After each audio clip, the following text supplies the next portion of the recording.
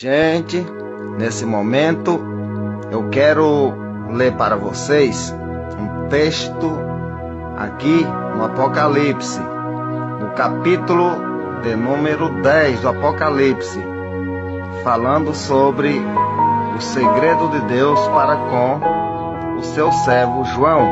Deus tem um segredo para o estado eterno.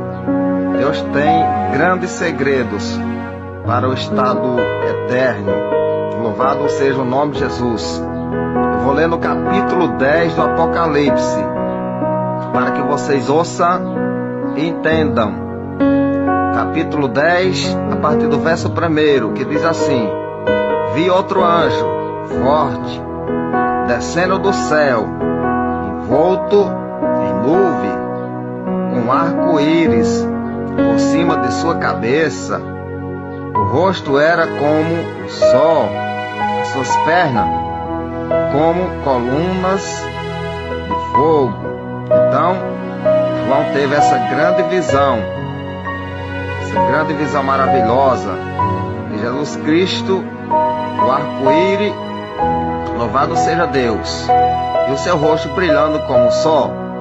Verso 2 do capítulo 10 do Apocalipse: tinha na mão um livro aberto, pôs o pé direito sobre o mar e o esquerdo sobre a terra. Então, esse que aparece na nuvem, ele tinha na mão um livro aberto.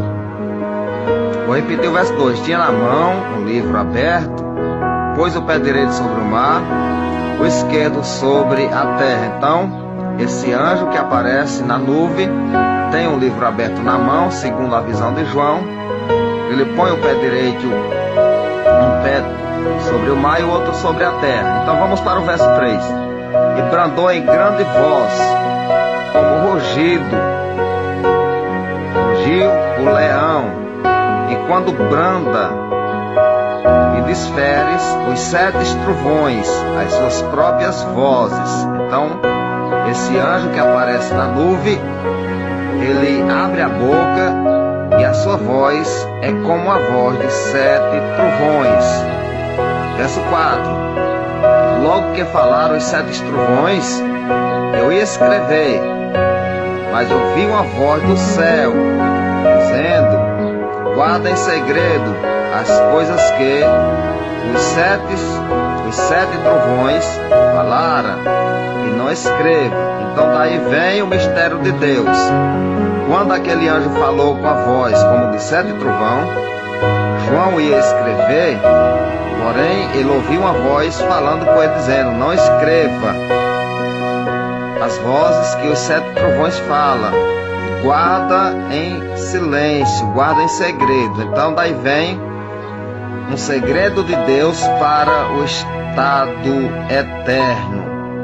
Deus tem um segredo não revelado para o estado eterno.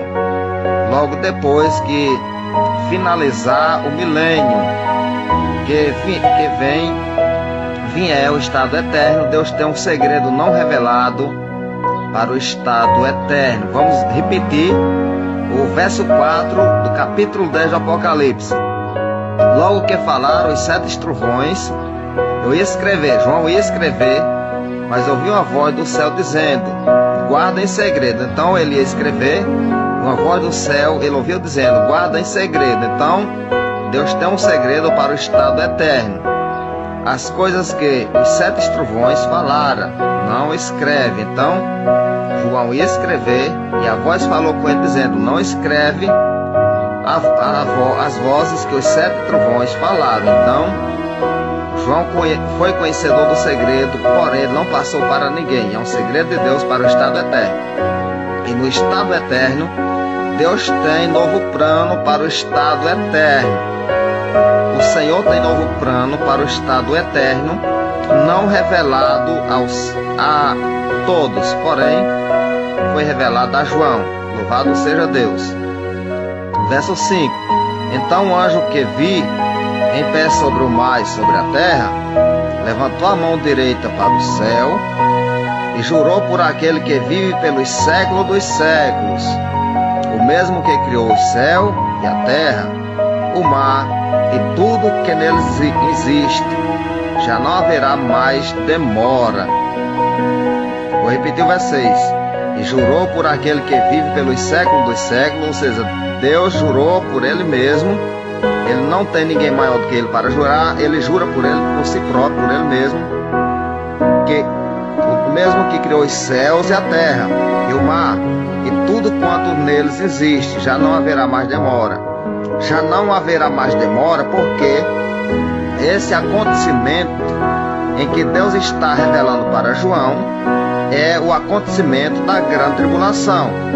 Já é no final dos tempos. Então não haverá mais demora, porque o Apocalipse é um livro do fim dos tempos.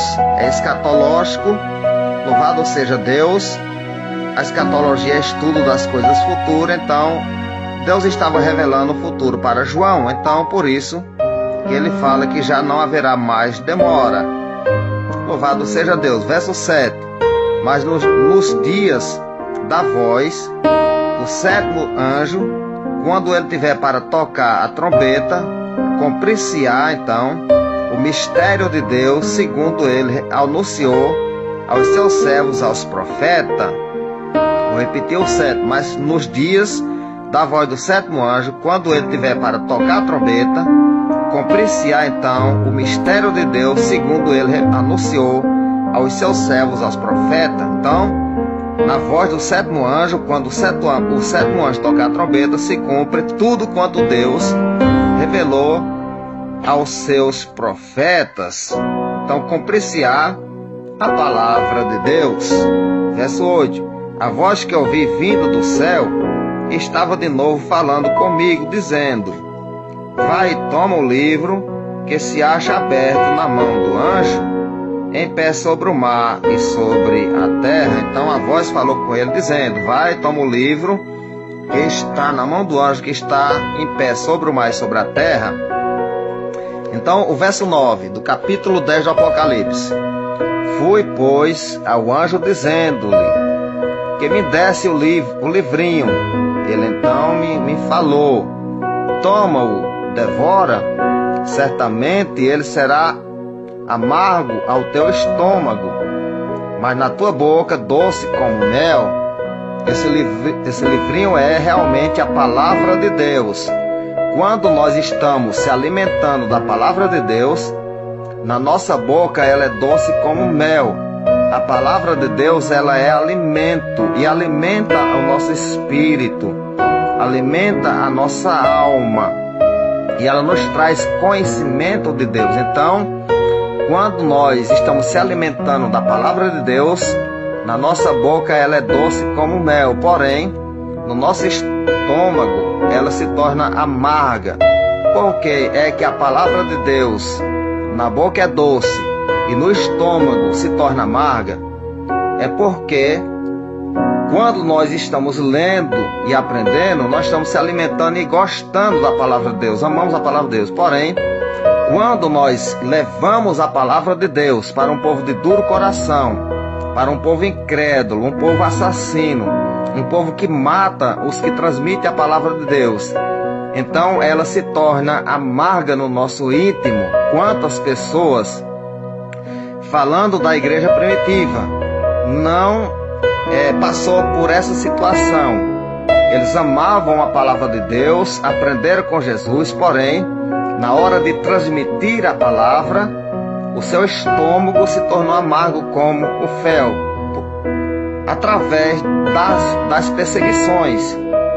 Quantas das vezes eles enfrentaram os imperadores falando: você nega esse Jesus, ou vai ser morto agora, decapitado, ou jogado nas arenas dos leões, outros mortos em fogueira. Então, naquele momento, a palavra que era antes doce na boca se torna agora amarga como o fel, amargosa, a angústia da alma, a angústia do espírito para morrer e não negar o nome de Jesus.